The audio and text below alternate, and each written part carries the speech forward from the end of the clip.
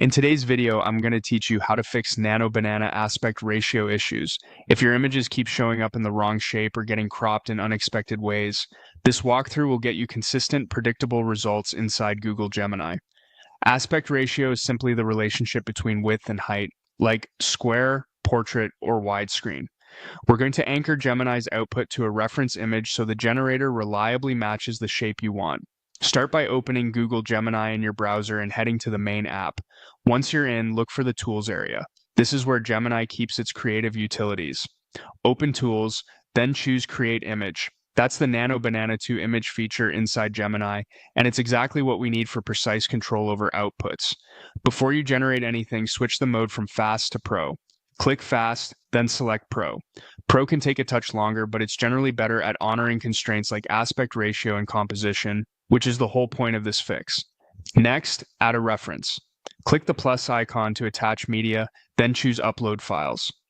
Pick an image that already has the aspect ratio you want to mimic, maybe a 16:9 landscape, a 1:1 square, or a tall 4:5 portrait. The actual content of the reference doesn't have to match your final idea. You're using it purely for its shape. Just make sure the file is clear and not heavily cropped so Gemini can read its proportions easily. Now craft your prompt. Describe the image you want in plain language, then explicitly instruct Gemini to use the uploaded picture as the reference for the final aspect ratio.